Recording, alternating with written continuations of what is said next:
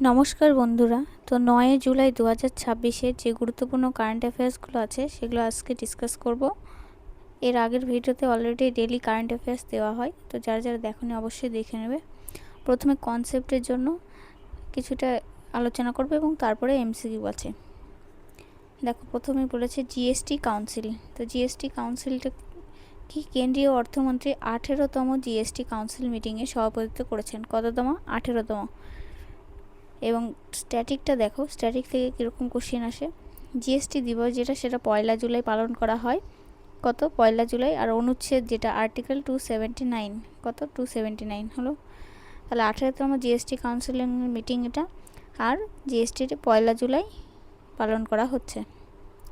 Next দেখো, নীতি আয়োগ। নীতি আয়োগ বলেছে, দেখো, নতুন ইন্ডাস্ট্রিয়াল গ্রোথ ইন্ডেক্স 2026 প্রকাশ করেছে। তো এই নীতি আয়োগ প্রকাশ করেছে নতুন ইন্ডাস্ট্রিয়াল গ্রোথ ইন্ডেক্স। এবার দেখো স্ট্যাটিকে কীরকম আসে। নীতি আয়োগ 1 জানুয়ারি 2015-তে গঠিত। কত সালে? 2015 সালে। তারপরে নেক্সট আছে আদিবাসী উন্নয়ন। আদিবাসী উন্নয়ন হলো প্রজেক্ট যেটা জনজাতি গৌরব কেন্দ্রীয় সরকার অনুমোদন করেছে। এই জনজাতি গৌরব প্রজেক্টটা কিন্তু অনুমোদন করেছে। আর স্ট্যাটিকটা ভালো করে জেনে রাখো যে যেটা ভগবান বিরসা মুন্ডার জন্মদিন, সেই ভগবান বিরসা মুন্ডার জন্মদিন হলো 15ই নভেম্বর। তো সেই 15 নভেম্বরটাকেই কিন্তু জনজাতীয় গৌরব দিবস হিসাবে পালিত হয়। বোঝা গেল? তাহলে ভগবান বিরসা মুন্ডার জন্মদিন এই 15 নভেম্বর, এবং তার জন্যই কিন্তু জনজাতীয় গৌরব দিবস হিসাবে কিন্তু এই দিনটা পালন হয়, এবং সেইটা কেন্দ্রীয় সরকার অনুমোদন করেছে। তারপর নেক্সট হলো ভারতের ইইউ বাণিজ্য চুক্তি। ভারত ও ইউরোপীয় ইউনিয়নের মধ্যে ক্লিন এনার্জি যেটা পার্টনারশিপ, সেটা স্বাক্ষরিত হয়েছে। কার কার মধ্যে? ভারত আর ইউরোপীয় union, clean energy partnership. Static থেকে দেখো, যেটা ইইউ, সেটা হলো, এর সদর দপ্তর হলো ব্রাসেলস, বেলজিয়ামে হলো। তো এটার সদর দপ্তরটা ভালো করে মনে রাখবে, ইইউ। তারপর হলো পদ্ম পুরস্কার। 2026 সালে যেটা পদ্ম পুরস্কার, সেটা অনলাইন মনোনয়ন প্রক্রিয়া শুরু হয়েছে। এবার কবে থেকে? স্ট্যাটিকটা দেখো, এই পুরস্কারগুলোর বিশেষ করে স্ট্যাটিক জিকে থেকে কোশ্চেন থাকে যে 1954 সালে এই পুরস্কার প্রবর্তিত হয় হলো। তারপর আর্দ্রভূমি সংরক্ষণ। রামসার কনভেনশন অনুযায়ী নতুন 5টি সাইট, কটা এক্সট্রা সাইট হয়েছে? নতুন 5টা, সেটাই ভারতের অন্তর্ভুক্ত করা হয়েছে। তো রামসার সাইট আমরা জানি, রামসার সাইটগুলো নিয়ে একটা জিকে ভিডিও অলরেডি আসবে। তো তোমরা জানো Sunday GK series already discuss করি, তো এখনও পর্যন্ত 4টে মতো দেওয়া হয়েছে। তো অবশ্যই কারেন্ট অ্যাফেয়ার্সের সাথে কিন্তু জিকে পার্টটা ইম্পর্টেন্ট। তাহলে 5টা সাইট যেটা, সেটা কিন্তু রামসার কনভেনশন অনুযায়ী কিন্তু এক্সট্রা অ্যাড হয়েছে। আর এই স্ট্যাটিকটা দেখো, 1972 সালে রামসার কনভেনশন হয়, এবং এটা ইরান। তাহলে 1972 সালে কিন্তু হচ্ছে। মহাকাশ গবেষণা, ইসরো গগনযান 3 যেটা মিশনের প্রস্তুতি, সেটা কিন্তু ইসরো করছে। তো ইসরোর সদর দপ্তর হলো বেঙ্গালুরু। আমরা গগনযান 3-র কথা অনেকটাই শুনেছি, যেমন চন্দ্রযান অলরেডি ল্যান্ড হয়ে গেছিলো তখন। ডিজিটাল ইন্ডিয়া, সরকার সাথী অ্যাপ যেটা চালু করেছে, সেটা গ্রামীণ পরিষেবার জন্য। ডিজিটাল ইন্ডিয়া মিশন যেটা, সেটা 2015 সালে শুরু হয়। বোঝা গেল? তাহলে অনেক সময় কোশ্চিন আসে যে সাথী অ্যাপ কী জন্য চালু করা হয়েছে, সেই এরকম ধরনের এমসিকিউ থাকলে সেখানে কিন্তু কনসেপ্ট ক্লিয়ার না থাকলে করতে পারবে না। গ্রামীণ পরিবারের জন্য সাথী অ্যাপ। তারপরে ব্যাংকিং থেকে দেখো, আরবিআই যেটা ডিজিটাল মুদ্রা ব্যবহারের পরিধি বাড়িয়েছে, কারণ এখনকার দিনে আমাদের খুচরো পয়সার প্রচুর সমস্যা হচ্ছে, এবং সেখানে কিন্তু রুপি যেটা, সেটা কিন্তু ব্যবহার করা সহজ হচ্ছে। আরবিআই যেটা 1934 সালের আইনের মাধ্যমে, এবার 1935 সালে সেটা প্রতিষ্ঠিত হয়। তারপরে দেখো পরিবেশ, ভারতের নবায়নযোগ্য যেটা শক্তির উৎপাদন, সেটা 50% অতিক্রম করেছে। কত? 50%। স্ট্যাটিক দেখো, COP26 যেটা, সেই সম্মেলনে ভারত 2070 সালের মধ্যে নেট জিরো টার্গেট ঘোষণা করে। এই নবায়নযোগ্য শক্তি যেটা, সেটা কিন্তু নেট জিরো টার্গেট ঘোষণা করেছে। COP26 সম্মেলনটার নাম মনে রাখবে, COP26। কোন সম্মেলনে? জাতীয় ক্রীড়া থেকে আছে 2026 সালে এশিয়ান গেমস প্রস্তুতির জন্য ক্রীড়া মন্ত্রক বরাদ্দ বাড়িয়েছে। তো এইখানে এশিয়ান গেমস যেটা, স্ট্যাটিকটা দেখবে, এশিয়ান গেমস 1951 সালে দিল্লিতে প্রথম শুরু হয়। বিচার বিভাগ থেকে কারেন্ট অ্যাফেয়ার্স অনেকটা এরকম, মানে পার্ট করে নেওয়া, কারণ এই পার্টগুলো থেকেও কোশ্চেন আসে, তাই জন্য শুধুমাত্র এমসিকিউ দিলে মুখস্থের মতো হয়। একটু কনসেপ্ট জানা থাকলে কিন্তু এমসিকিউটা করা যায়। ভারতের প্রধান বিচারপতি 2026 সালে ই কোর্ট প্রকল্পের দ্বিতীয় পর্যায় শেষ করার ঘোষণা দিয়েছেন।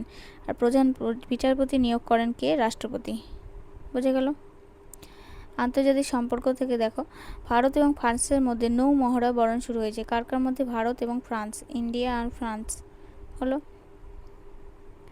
এবার বরুণ যেটা, সেটা কিন্তু ভারত এবং ফ্রান্সের নৌবাহিনীর যৌথ মহড়া একসাথে যেটা হচ্ছে, সেটা কিন্তু বরুণ। কি নাম? বরুণ। সেটা কার কার মধ্যে হচ্ছে? কোশ্চেনগুলো এই মহড়া থেকে বেশিরভাগ কোশ্চেন আসে যে কোন কোন দেশের মধ্যে, আর এগুলো খুব কনফিউজিং হয়, ওই জন্য কনসেপ্টটা ক্লিয়ার করে রাখবে যে বরুণ সেটা হলো ভারত এবং ফ্রান্সের মধ্যে নৌবাহিনীর যৌথ মহড়া।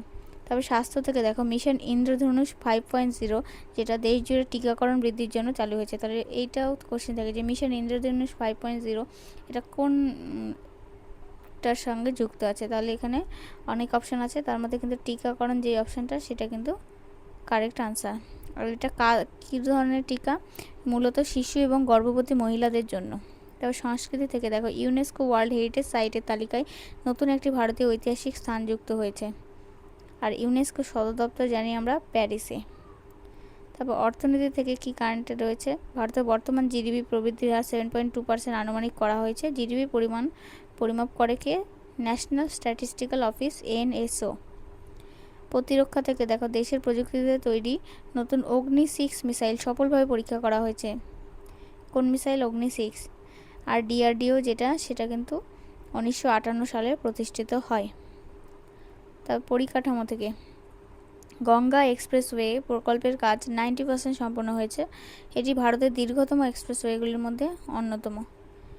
শিক্ষা থেকে, যেটা নতুন শিক্ষানীতি আমরা এনইপি জানি, সেই এনইপি অনুযায়ী কিন্তু সেখানে বৃত্তিমূলক শিক্ষা বাধ্যতামূলক করা হচ্ছে। আমরা জানি যে অনেক সময় যে আমরা অনেকটা পড়াশোনা করার পরেও, ডিগ্রি করার পরেও কিন্তু কাজ পাই না, তো তার জন্য এখন নতুনভাবে বৃত্তিমূলক যেটা শিক্ষা, যেই শিক্ষায় আমরা জীবিকা নির্বাহ করতে পারবো, সেই শিক্ষাটাকে প্রায়োরিটি দেওয়া হচ্ছে সেই এনইপি 2020-তে।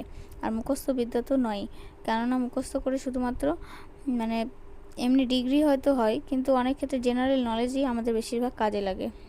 তো দেখো, স্ট্যাটিক কে? কস্তুরী রঙ্গন কমিটির সুপারিশে এই নীতি। এনইপি যেটা, সেটা কিন্তু কে? কস্তুরী রঙ্গন কমিটির সুপারিশে। তো জল শক্তি থেকে দেখো, জল জীবন মিশন দ্বারা 95% গ্রামীণ পরিবারে নলবাহিত জল পৌঁছেছে। জল শক্তি মন্ত্রক 2019 সালে গঠিত হলো। তাহলে আজকে ডিটেলসগুলো আলোচনা করলাম। এবার দেখো কিছু এমসিকিউ আছে, এবার এমসিকিউগুলো উত্তর দেওয়ার চেষ্টা করবে, এক এক করে আলোচনা করব। তো দেখো প্রথমে কি আছে, জিএসটি কাউন্সিল কোন অনুচ্ছেদের অধীনে গঠিত? 279, 370, তারপরে 243, 280। তাহলে আমরা দেখলাম যেটা জিএসটি কাউন্সিল, সেটা কিন্তু 279 মানে 279 যেটা অনুচ্ছেদ আর্টিকেল, সেটাতে কিন্তু গঠিত। নীতি আয়োগ কবে গঠিত হয়? নীতি আয়োগের সালটা কত ছিল? 2015, 2014, 2016, 2017। তাহলে নীতি আয়োগ গঠিত হয় 2015 সালে। তারপরে জনজাতীয় গৌরব দিবস কবে পালিত হয়? দেখো, আর কার জন্মদিনে? বিরসা মুন্ডা। আমরা জানি ভগবান বিরসা মুন্ডা। 15ই আগস্ট, 15ই নভেম্বর, 26শে জানুয়ারি, 2রা অক্টোবর। তাহলে জনজাতীয় দিবস যেটা, সেটা কিন্তু 15ই নভেম্বর। 15ই আগস্ট এগুলো স্বাধীনতা, এটা 26শে জানুয়ারিতে আমরা জানি প্রজাতন্ত্র, আর 2রা অক্টোবর গান্ধী জয়ন্তী। তাহলে 15 নভেম্বরই হবে। এভাবে আনসার করা যায়। রামসার কনভেনশন কত সালে অনুষ্ঠিত হয়? রামসার থেকে প্রশ্ন আসতে পারে। 1971, 1972, 1975, 1980। তাহলে রামসার যেটা, সেটা কিন্তু 1971 সালে অনুষ্ঠিত হয়। ইসরো কবে প্রতিষ্ঠিত হয়? ইসরোটা 1969, 1970, 1971, 1965। তাহলে ইসরো 1969। আরবিআই কত সালে প্রতিষ্ঠিত হয়? আরবিআই 1935, 1934, 1949 আর 1950। তাহলে আমরা জানি 1935 সালে আরবিআই প্রতিষ্ঠিত হয়। বরুণ মহড়া কাদের মধ্যে হয়? দেখো এই ধরনের কোশ্চেনটা, বরুণ যেটা, সেটা Bharat, Russia, Bharat, France, Bharat, USA, আর এটা আছে ভারত আর জাপান। তাহলে আমরা দেখলাম বরুণ কার কার মধ্যে? ভারত আর ফ্রান্সের মধ্যে, তাই না? এটা তাও নৌবাহিনীর মহড়া। এই কোশ্চেনটা খুব ইম্পর্ট্যান্ট। মিশন ইন্দ্রধনুষ কিসের সাথে যুক্ত? দেখো কোশ্চেনটা চলেই আসলো। মিশন ইন্দ্রধনুষ তাহলে বিদ্যুতের সাথে, কৃষির সাথে, শিক্ষা, টিকাকরণ। তাহলে দেখলাম মিশন ইন্দ্রধনুষ 5.0 শুরু হয়েছে, সেটা হলো টিকাকরণের সাথে যুক্ত। ইউনেস্কোর সদর দপ্তর কোথায়? ইউনেস্কো তো আমরা সবাই জানি, ইউনেস্কোর সদর দপ্তর কোথায়? প্যারিসে। কে ভারতের জিডিপি গণনা করে? নীতি আয়োগ, এনএসও, অর্থমন্ত্রক, আরবিআই। তাহলে এনএসও ভারতের জিডিপি গণনা করে। ডিআরডিও কত সালে প্রতিষ্ঠিত হয়? ডিআরডিও 1958, 1950, 1960, 1947। তাহলে 1958 সালে। তারপরে নতুন শিক্ষানীতি যেটা এনইপি, ন্যাশনাল এডুকেশন পলিসি 2020, কোন কমিটির সুপারিশে তৈরি? এটা কোঠারি কমিশন, কস্তুরী রঙ্গন, মুদালিয়ার। এডুকেশন যাদের সাবজেক্ট থাকে তাদের কিন্তু এই কমিশনগুলো থেকে প্রচুর কোশ্চেন আসে। তো কোঠারি কমিশন, কস্তুরী রঙ্গন, মুদালিয়ার কোনোটি না, সেটা হলো কস্তুরী রঙ্গন কমিটি।